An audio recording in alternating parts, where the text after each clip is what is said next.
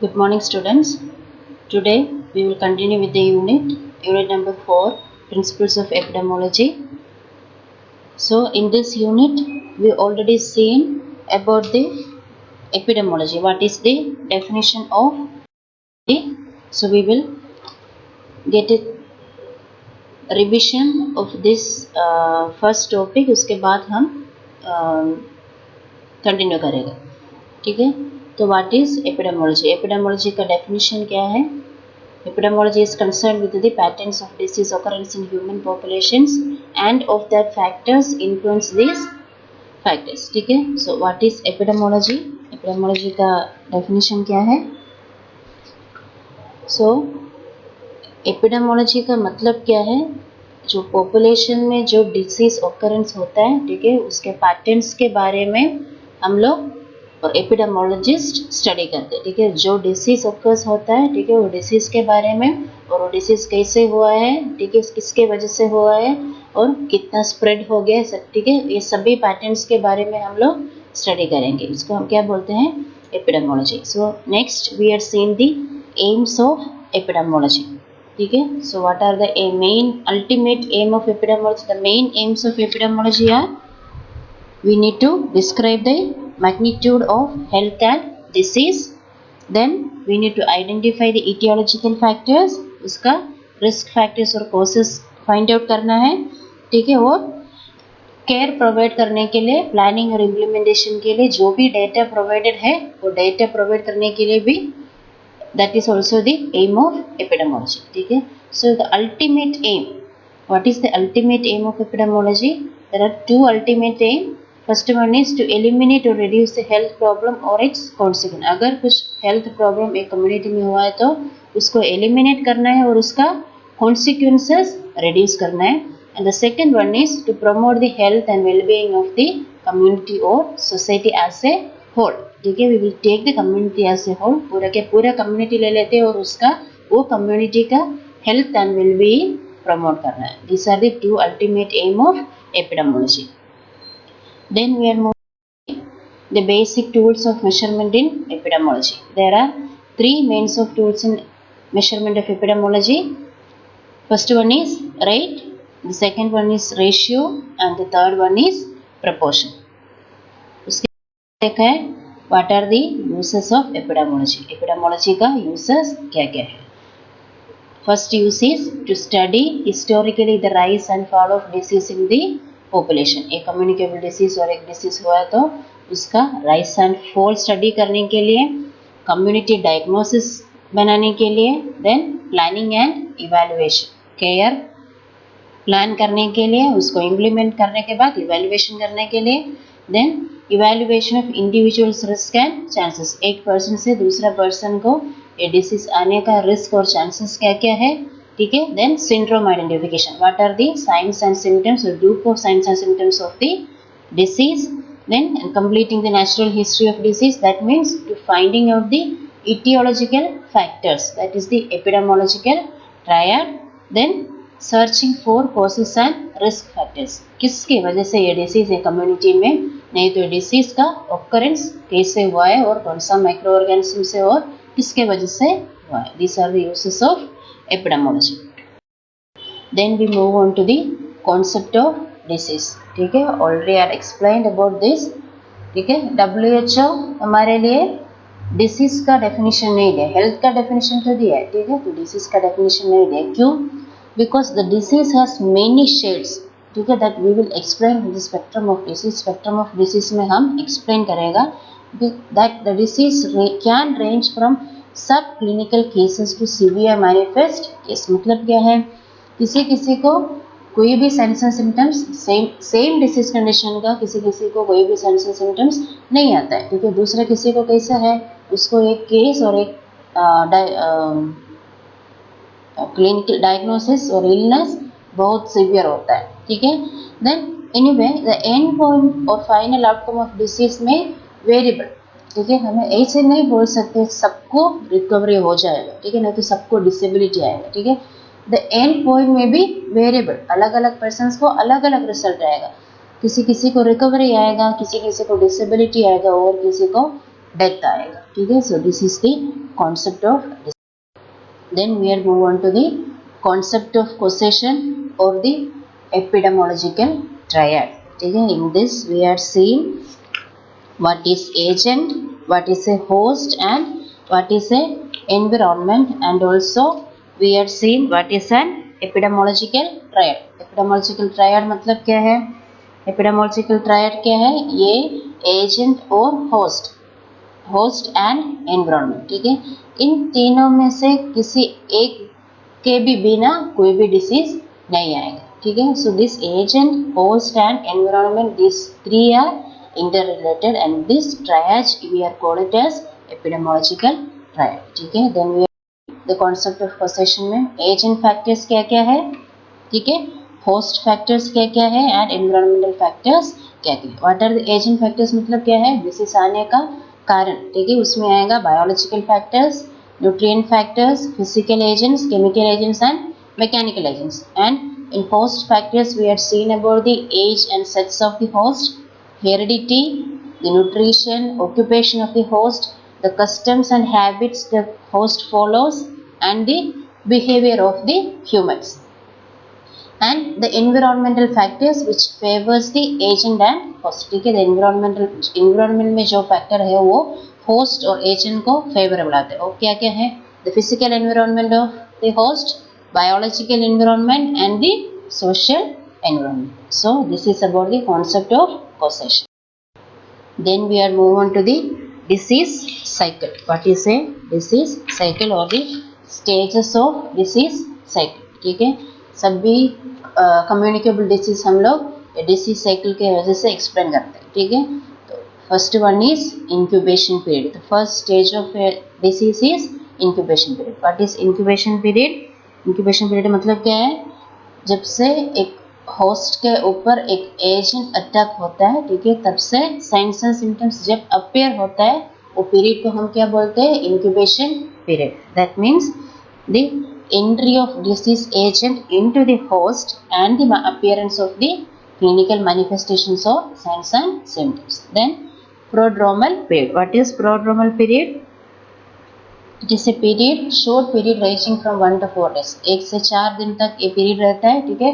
इसमें science and symptoms किसी किसी को आएगा, किसी किसी को नहीं आएगा, फिर भी that will be very mild signs and symptoms, ठीक है. Then first third stage is फेस्टिगिया.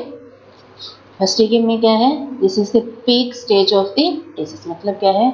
इस स्टेज में पेशेंट को तबीयत बहुत खराब होता है, ठीक है. The patient will be hospitalised, ठीक है. And then the fourth stage is differences. उसमें क्या है? डिफरेंस में the patient will feels better, ठीक है. पेशेंट को तबीयत ठीक हो जाएगा. उसके बाद क्या होगा? बॉडी का इम्यून रिस्पॉन्स स्टार्ट होता है, ठीक है. बॉडी का डिफेंस मैकेनिज्म स्टार्ट होता है. Then next period first stage is fifth stage is convalescence. That means the patient got recover. Patient का रिकवरी हो गया है, ठीक है. And the defection is patient का पूरा के पूरा रिकवरी आ गया और the patient gets back into its normal life, ठीक है. पहले कैसा था? जैसे नॉर्मल लाइफ में पेशेंट वापस आ गया. सो this is the disease cycle, ठीक है. So in this session we are going to see a new topic, that is the spectrum of disease. What is a spectrum of disease, ठीक है. सबको पता है रेनबो क्या है, ठीक है. रेनबो में क्या है? अलग अलग कलर रेनबो में कैसे आता है? डिसीज में भी ऐसे है, ठीक है. बुखार में भी ऐसे है. कैसे है? किसी किसी को कोई भी साइंस एंड सिम्टम्स नहीं आएगा, सेम डिसीज, ठीक है. फॉर एग्जाम्पल कोलरा, नहीं तो फॉर एग्जाम्पल कोविड-19 अभी का एग्जाम्पल वो है, ठीक है. तो उसमें अभी हम क्या देख रहे हैं? किसी किसी को कोई भी साइंस एंड सिम्टम्स है ही नहीं है, ठीक है, फिर भी they are getting positive for कोविड-19, ठीक है. और किसी पेशेंट को कैसे आता है? They are getting very severe manifestations of this same disease and other को डेथ होता है, ठीक है. So this is the spectrum of disease. Spectrum of disease मतलब क्या है?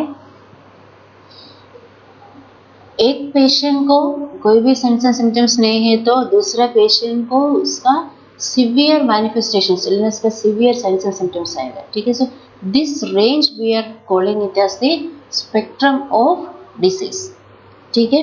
तो सेम डिसीज, ठीक है, एक सेम डिसीज एक पर्सन को सब क्लिनिकल केस होता है, ठीक है। मतलब क्या है, उसको कोई भी साइंस एंड सिम्टम्स नहीं होते, फिर भी the patient will B positive, फिर भी द पेशेंट पॉजिटिव होता है, ठीक है। किसी किसी को कैसे है, एक्सट्रीमली माइल्ड केस, मतलब क्या है, कुछ तो साइंस एंड सिम्टम्स आएगा, ठीक है। फॉर एग्जाम्पल फॉर कोविड-19 उसको थोड़ा सा फीवर आया है, नहीं तो थोड़ा सा कोल्ड जैसे है, और कुछ साइंस एंड सिम्टम्स नहीं है, ठीक है। In other cases, in other person it will come as mild case, ठीक है। माइल्ड केस मतलब क्या है, साइंस एंड सिम्टम्स तो आ जाएगा, फिर भी बहुत ज़्यादा तकलीफ नहीं होता है, ठीक है, और नहीं तो डे टू डे लाइफ में कुछ चेंजेस ज़्यादा कुछ नहीं आता है, ठीक है। Then moderately severe cases, signs and symptoms severe आएगा। Then in severe cases the patient will need to be hospitalized and get the care, and in some cases the host may be die, ठीक है, death में भी होता है, ठीक है। So this spectrum, ठीक है, दिस रेंज वी और concept we are call it as the spectrum of disease, ठीक है। and the last topic for today's session is iceberg of disease, ठीक है। in spectrum of disease also we can say it as the subclinical cases and the mild cases, ठीक है, और more serious नहीं तो more danger है community के लिए। क्यों, उसको कुछ भी साइंस एंड सिम्टम्स नहीं होगा, दे विल बी, वो लोग क्या करते हैं, उसका डे टू डे लाइफ जैसे है वैसे ही रहते हैं, ठीक है। तो क्या होगा, उसके आजू बाजू में कौन है, उसको भी डिसीज स्प्रेड होता है, ठीक है, फिर भी किसी को भी पता नहीं चलेगा उसको डिसीज स्प्रेड हो गया, ठीक है। So the sub clinical cases and the mild cases are very danger to the community in case of communicable diseases. So next is iceberg of disease. What is the iceberg of disease? This concept is closely related to the spectrum of disease, ठीक है, that is the iceberg phenomenon of disease. According to this concept, disease in a community may be compared with an iceberg. iceberg मतलब क्या है, large ice cube को हम क्या बोलते हैं, आइसबर्ग बोलते हैं, ठीक है।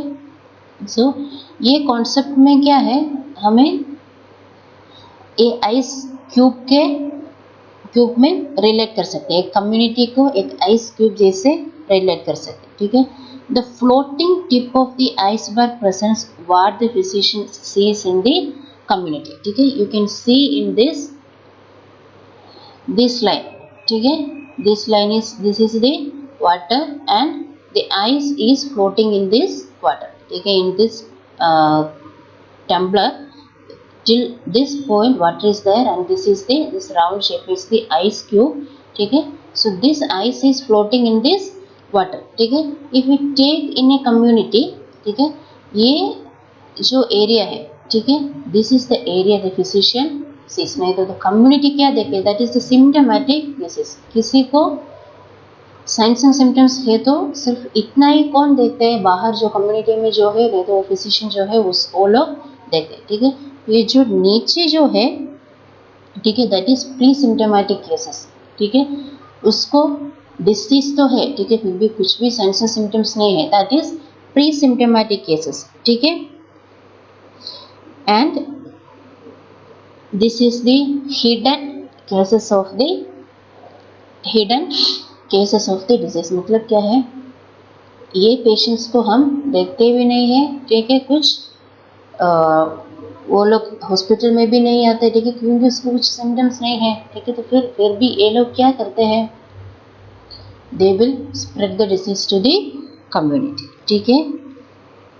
That is this pre symptomatic cases और दिस स्टेज ऑफ डिसीज में ए प्री सिम्टोमेटिक केसेस क्या करते हैं, they will act as a carrier in the community, मतलब क्या है, उसके बॉडी में एजेंट है, ठीक है, उसको कुछ साइंस एंड सिम्टम्स नहीं है, फिर भी वो लोग क्या करते हैं, they will spread the disease in the community, ठीक है। सो